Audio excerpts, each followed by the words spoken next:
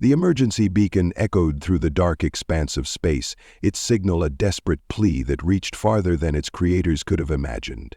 The frequency was primitive, a blend of decayed radio waves interspersed with bioelectric pulses that seemed more like a relic than a lifeline. Yet, for all its antiquated technology, the urgency in the signal was unmistakable, a universal cry for help that transcended the boundaries of language and species.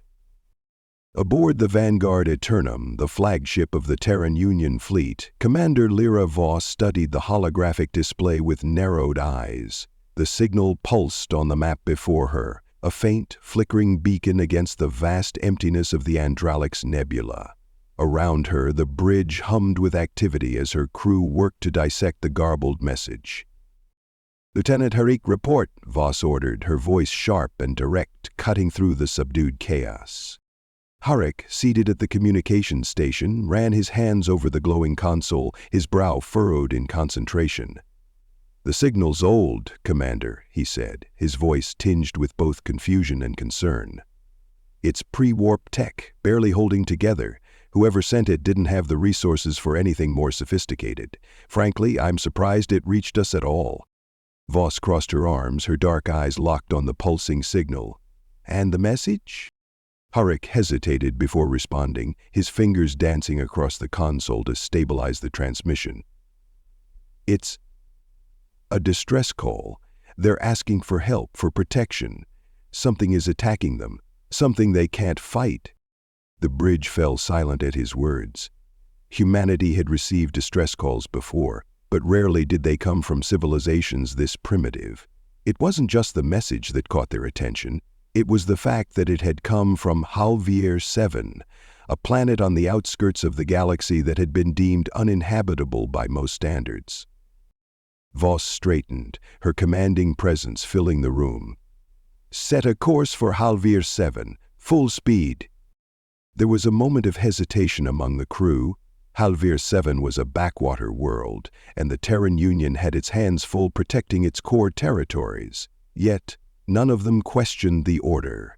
Humanity had built its reputation not on diplomacy or advanced technology, but on its unyielding will to survive.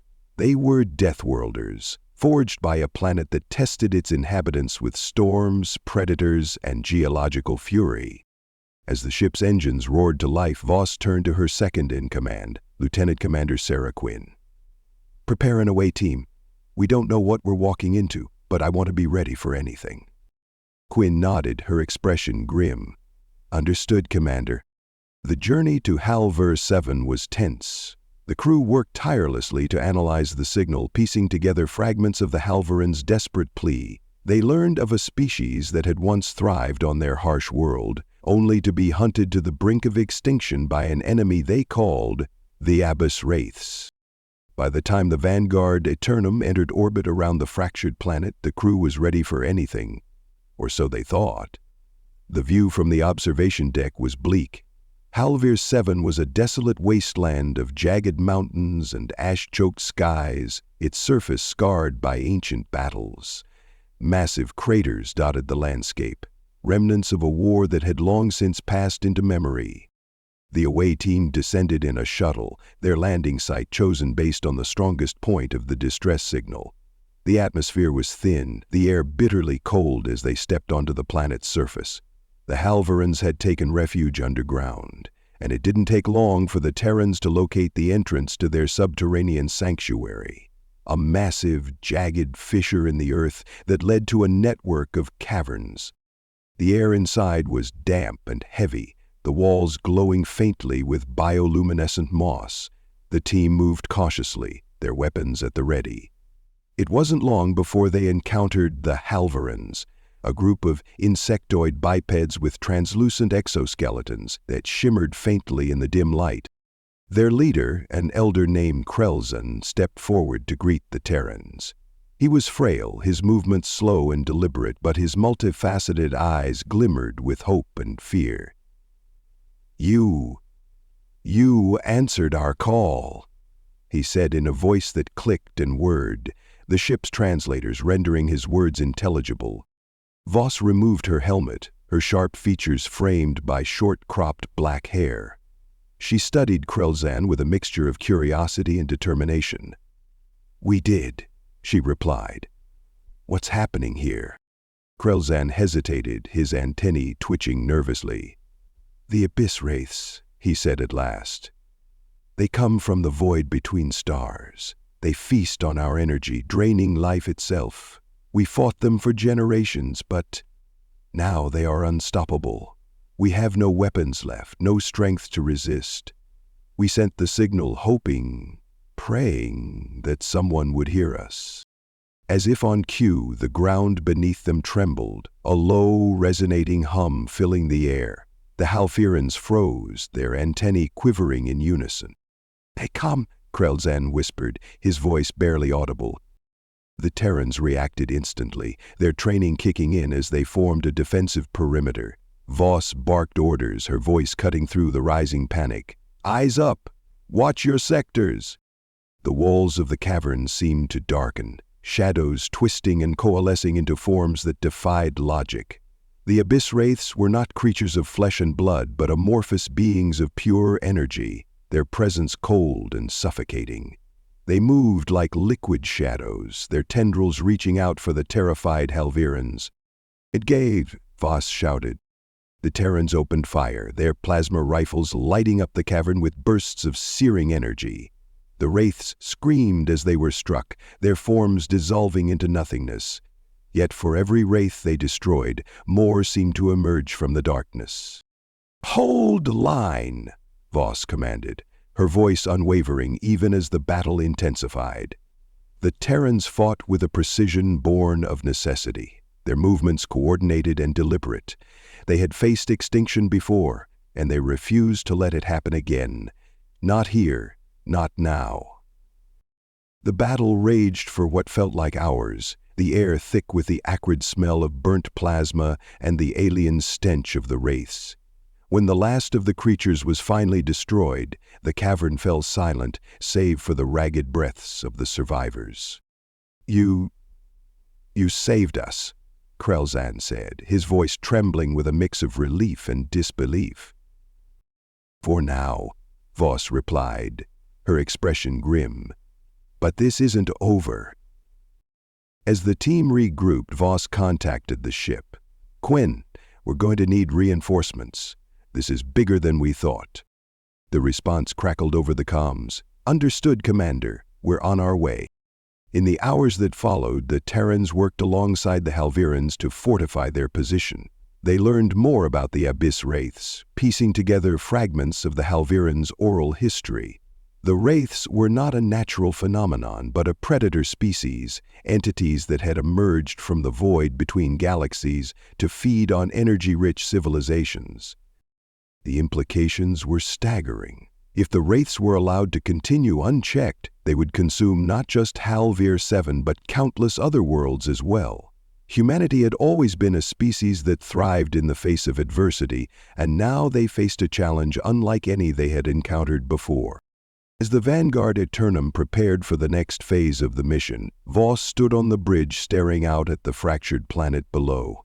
She knew the galaxy was watching, and she knew the stakes couldn't be higher. "They'll come for us, too," she said quietly, her voice barely audible over the hum of the ship's systems. Beside her, Herrick nodded. "Then we'll make them regret it." The Terrans had answered the call, and in doing so they had set in motion events that would change the galaxy forever. For better or worse, humanity had entered the fray, and they were determined to survive. The view from the observation deck of the Vanguard Eternum revealed a tapestry of destruction orbiting Halvir 7. Chunks of shattered moons and derelict space stations floated in the void, remnants of a war long past. The wreckage told a grim story, one of desperation and defeat. For a moment the Terran crew was silent, the enormity of what they were witnessing sinking into their minds.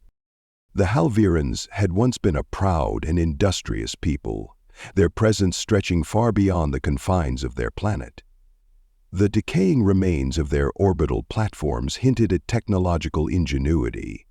But ingenuity alone wasn't enough to withstand the Abyss Wraiths. The scavengers of the galaxy hadn't even bothered to pick through the remains. Anything valuable had been stripped away by the relentless void predators. Lyra Voss stood on the bridge, her hands clasped tightly behind her back as she stared at the scene on the main display. The weight of the Halvirans' plight hung heavy on her shoulders. Behind her, Harek adjusted his console, his face illuminated by the faint green glow of incoming data streams. "The debris field is massive," he said, his voice steady but tinged with concern.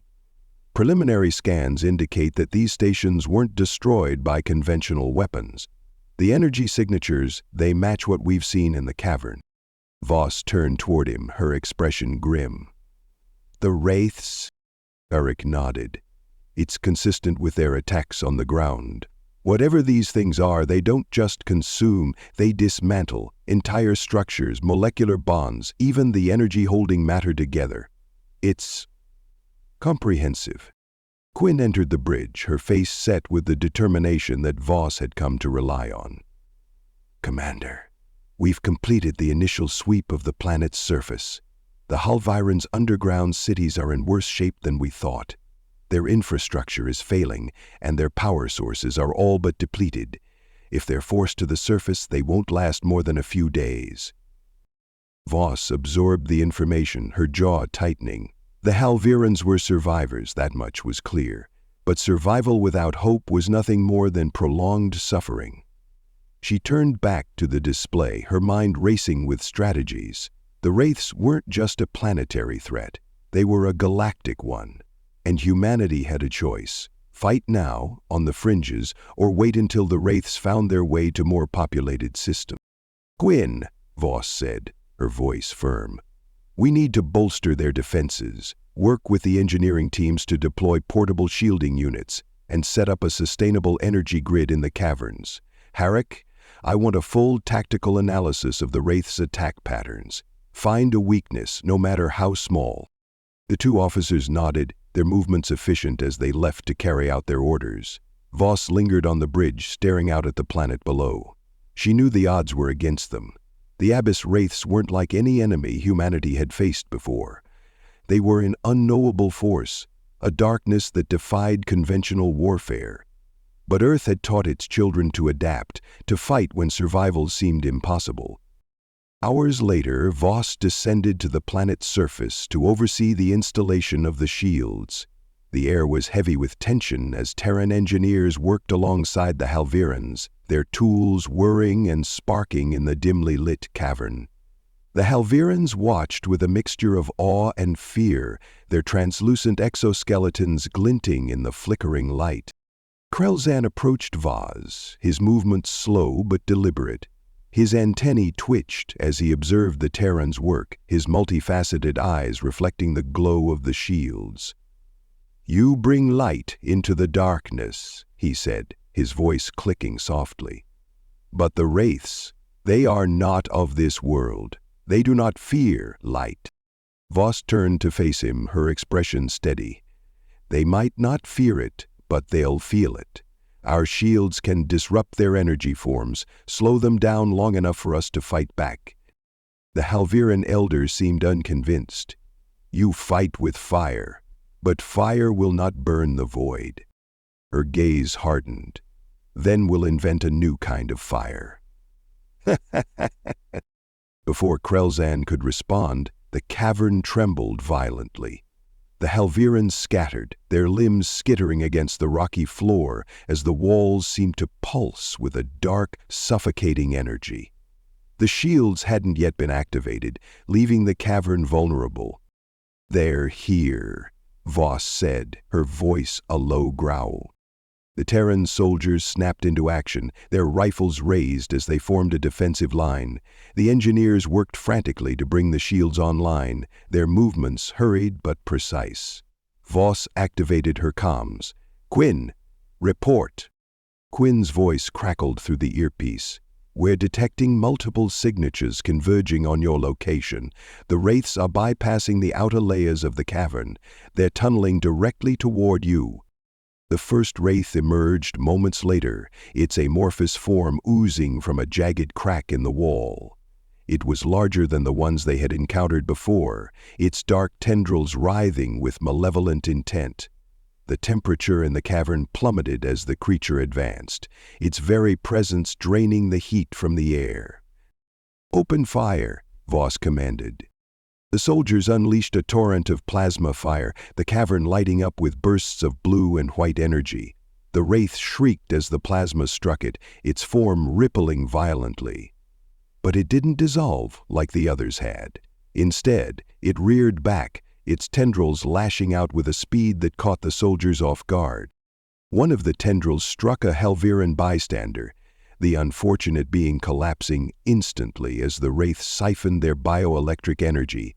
The creature grew larger, more solid, its form stabilizing as it fed. "Focus fire," Voss yelled, her own weapon blazing as she aimed for the creature's core. "Don't let it regenerate." The soldiers adjusted their aim, concentrating their fire on the wraith's center. The creature howled, its movements becoming erratic as the plasma burned through its energy. With a final, ear-splitting shriek, the wraith collapsed in on itself, its form imploding into a burst of dark energy. Imposter! But there was no time to celebrate. More wraiths poured into the cavern, their numbers overwhelming. The engineers finally activated the shields, a dome of shimmering energy enveloping the area and halting the creature's advance. The wraiths writhed against the barrier, their tendrils sparking and sizzling as they tried to push through. The shields held. For now. Voss's comms crackled again. "Commander," Quinn said, her tone urgent. "We've identified a pattern in the wraiths' movements. They're not just attacking randomly. They're targeting energy sources. They're learning." Voss's mind raced. The shields were buying them time, but it wouldn't last. The wraiths weren't mindless predators. They were something more dangerous, adaptive. She motioned to the other two to lower their weapons. The female youth sprang to her feet with a low-grade scream. "Quinn," she said, her voice steady despite the chaos around her. "We need to find their origin point.